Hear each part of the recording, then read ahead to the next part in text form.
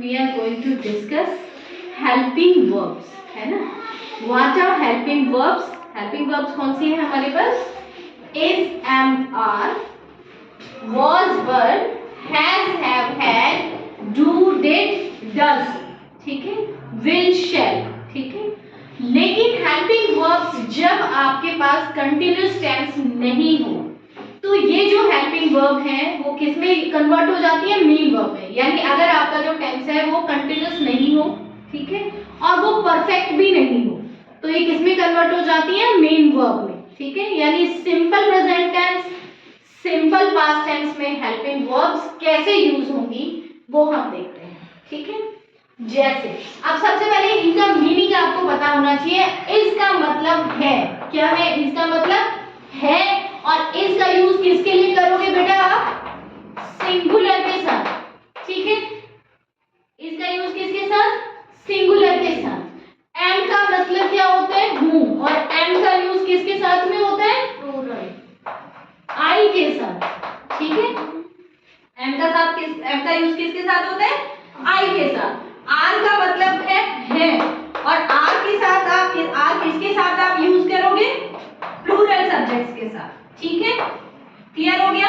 Is M R समझ में आ गया? इस किसके साथ? हमेशा सिंगुलर सब्जेक्ट्स के साथ. और ये कौन से टेंस में यूज होंगे बेटा? प्रेजेंट टेंस में, जो वर्तमान काल की बात हो रही है उसमें ये तीनों यूज होंगे, ठीक है. नाउ वाज और वर आपको पता चल रहा है किसमें यूज होंगे? सिंपल पास्ट में, पास्ट कंटिन्यूअस में भी होते हैं, है ना. was किसके साथ आएगा? was किसके साथ आएगा बेटा?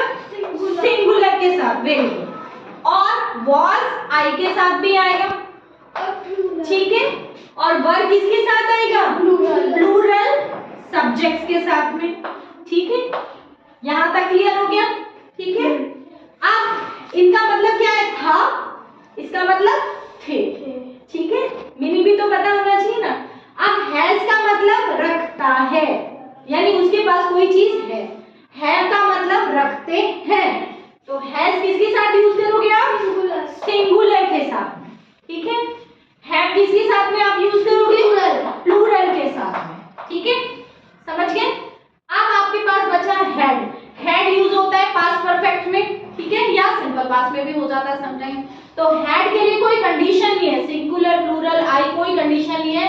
हैड जो है वो सबके साथ यूज हो जाता है, ठीक है. हमने पहले भी डिस्कस किया था, हैड सबके साथ यूज हो जाता है. तो बेसिकली अब आपको क्या ध्यान रखना है? सिंगुलर के साथ में क्या क्या यूज हो सकता है बेटा? हैज हो सकता है, हैड हो सकता है और वाज हो सकता है, इज हो सकता है, सिंगुलर सब्जेक्ट के साथ, ठीक है. अब प्लूरल के साथ में हैड हो सकता है, वाज आई के साथ में क्या हो सकता है? हैड हो सकता है, वाज हो सकता है और एम हो सकता है, ठीक है. अब प्लूरल के साथ में क्या होगा? हैड, वर, हैव और आर. अंडरस्टूड? ठीक है. अब इसको सेंटेंस में हम कैसे देखते हैं? देखो, फर्स्ट सेंटेंस मेरे पास है I dash monitor of my class.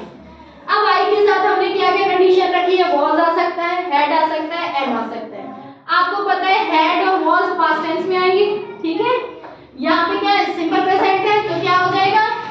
M आ जाएगा. I am monitor of my class, ऐसे फिक्स करना है. नेक्स्ट है दे. दे क्या है? आपको प्लूरल सब्जेक्ट है तो प्लूरल के साथ में क्या क्या आ सकता है? हैड, वर, आर और है.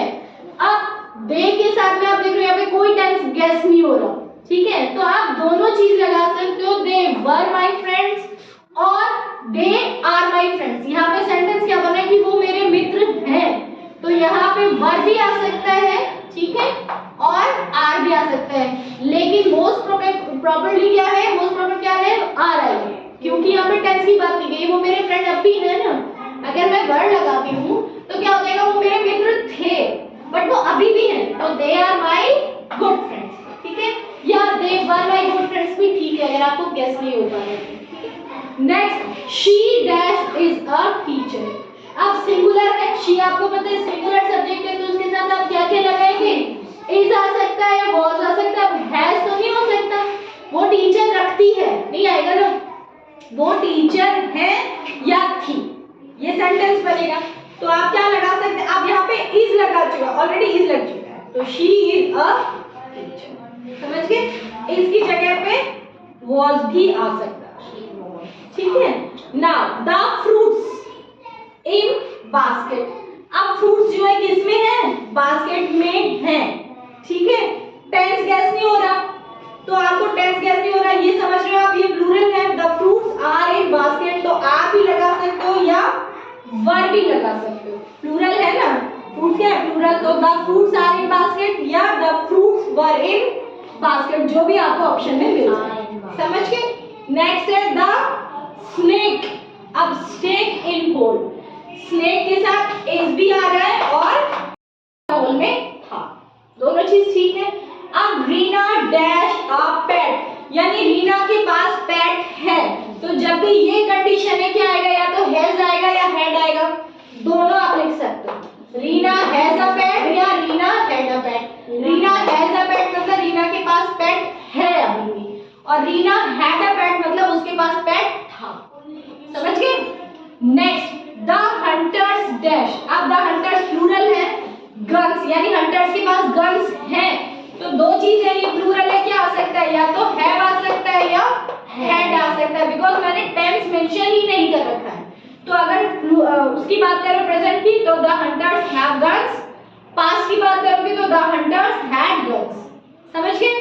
नेक्स्ट यस्टरडे, अब देखो मैंने यहाँ पे टेंस बता दिया आपको, यस्टरडे यानी पास्ट टेंस की बात कर रहे हैं, तो यस्टरडे आई टू टॉफी, तो अब क्या हो जाएगा, had, yesterday I had 2 toffees, अब has have नहीं आएगा बिकॉज़ has have तो प्रेजेंट टेंस को बता रहे हैं, और yesterday का मतलब वो पास्ट टेंस की बात कर रहे हैं, तो क्या लगाओगे, had, yesterday I had 2 toffees, समझ गए, क्लियर हो गया। तो इस टाइप से आपको वर्ब्स को फिल करना है, ठीक है।